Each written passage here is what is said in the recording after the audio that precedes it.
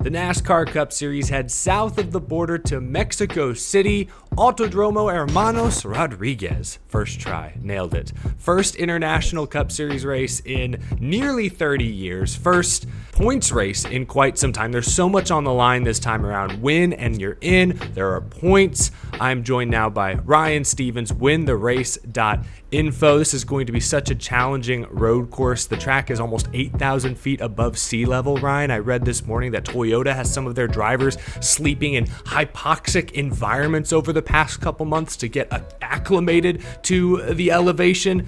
Crazy, crazy stuff. How are you doing, first and foremost? Excited to talk a little road course racing? Yeah, I think we've been in this stretch where I feel like we've ran a lot of the intermediate package for a couple months here now. So, and they've been great. Michigan, what a race. I mean, coming off just a phenomenal race. So I hope they can put together something great this weekend. It is fun to kind of switch it up completely from what we just saw at Michigan, see these different speeds and different package and, all the travel, altitude, everything you mentioned. It should bring a good show. Absolutely. Well, let's start with who I like to call the Killer Bees. Not exactly an original title, but we saw at Circuit of the Americas earlier this spring. It was Christopher Bell holding off William Byron to get the win. Chris Buescher, runner-up at Michigan a week ago, won at Watkins Glen at the end of last season, held off Shane Van Gisbergen on the final restart. I want to ask you, do you think Bell, Byron, or Buescher should be favored of that group? We'll start with the Killer Bees because I know there are some road course ringers we'll get to in a few moments. What do you think, Ryan? Yeah, right now, to start the week, we have Bell and Byron ahead of Buescher. In that order, too. Bell, Byron, Buescher. A lot of our data this week will focus on 2024 road courses, minus Chicago Streaks. It's a little different beast altogether. And then Coda from earlier this year, most recent time we've seen them in this package on a road course. In those 5 races, Bell and Byron lead the way with 3 top 3 finishes. And they don't seem fluky either. There's only 2 drivers, actually. And you kind of hinted at, we're going to mention some of these road course guys a little later. There's only 2 drivers ahead of them with a better true average running position in that 5 race sample. Buescher's not, one of those 2 guys. So we're going to put Bell, Byron, and then Buescher in that order to start the week. I'll mention one other guy before we get into some of the ringers. Chase Elliott. Before the Gen 7 car, he was dominating road course races. He had 7 road course wins between 2018 and 2021. We saw him make, I think, a really impressive recovery at Circuit of the Americas in March. He got spun on turn 1, lap 1, came back to finish inside the top 5. So I know the Chase Elliott fans are going frustrated. They're getting good finishes, but they're not winning. They're not leading laps. Could that turn around for Elliott this weekend? Well, it's funny you phrase it like that because that's kind of how we have him here. I've 8 drivers ahead of Elliott in our true performance scores on Win the Race. So he's, good to great, but not, I wouldn't say one of the favorites to win for us right now. That could obviously change after we see him in practice. We have some extended practice, too, this week, 2 sessions, Yes. So it should be nice, and we should have some good data to pull there. We put our speed reads out on Win the Race every week. It basically combines all advanced analytics for the upcoming track and track type, and then it puts every driver into one of 6 categories. We have race-winning threats, podium upside picks, top 10 capable contenders, midfield, searching for speed, off-the-pace guys. Elliott falls in that second category, podium upside picks, which is kind of exactly how you described it.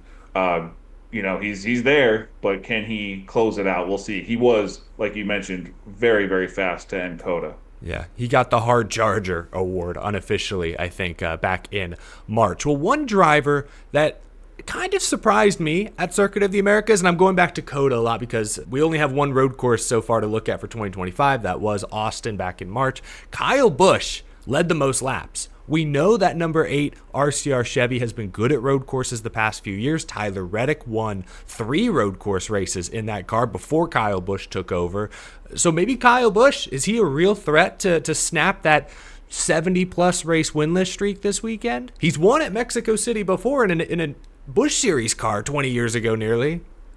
Yeah. I mean, it's interesting. Like you said, we had one road course this year. We had him number 1 in incident adjusted speed. We had him number 1 in our true performance score in that race. So, yeah. And like you said, it's almost 20 years ago now, but does have a win here. So that's good to see. At least has some track time. In the 18 Gen 7 road courses, though, altogether, he's never qualified higher than 5th.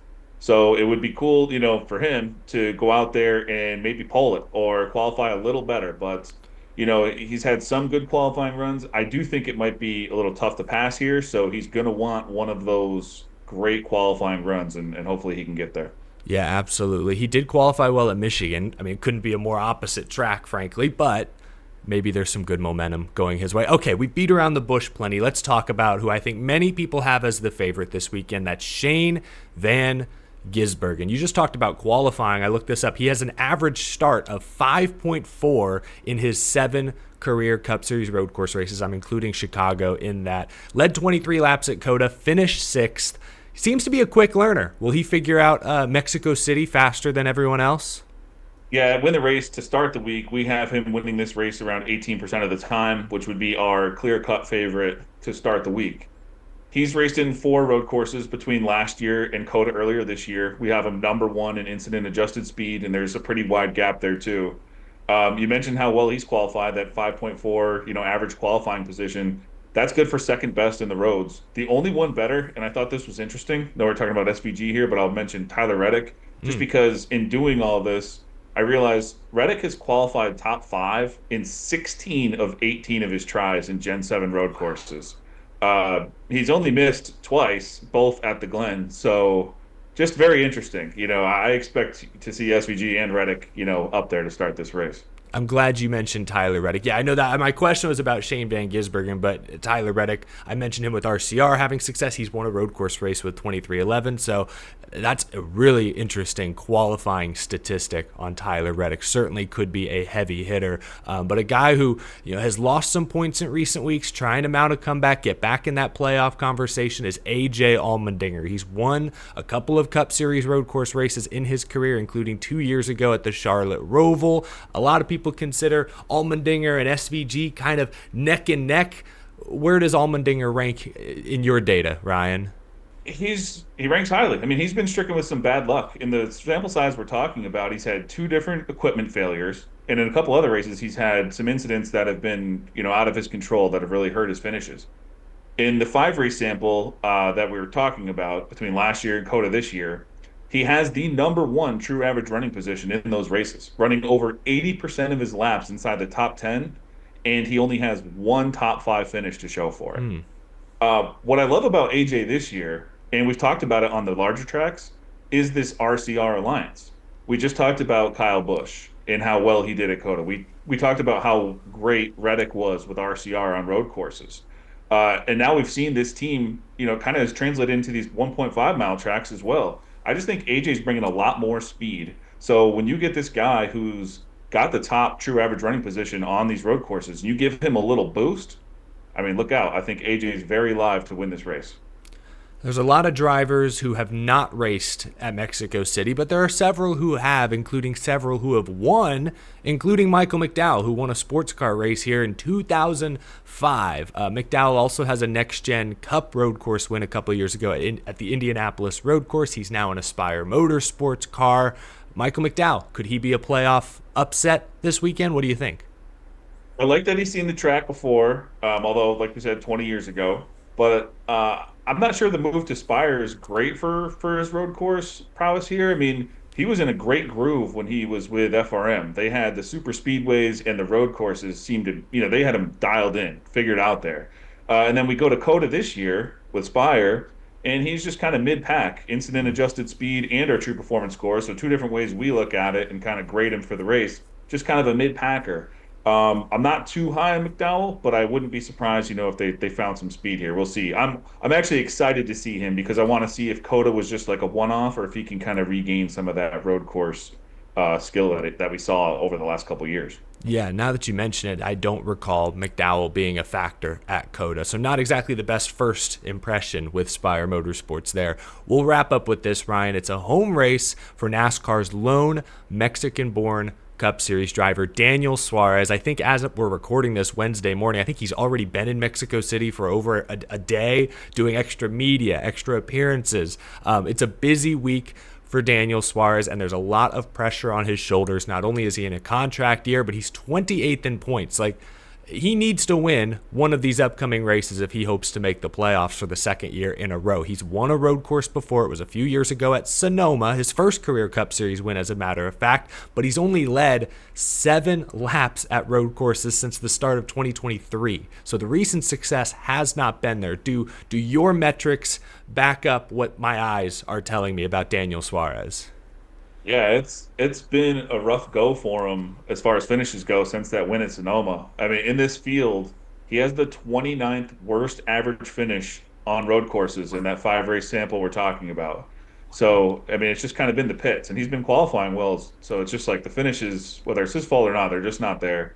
Trackhouse has been known to bring really fast road course cars to these tracks.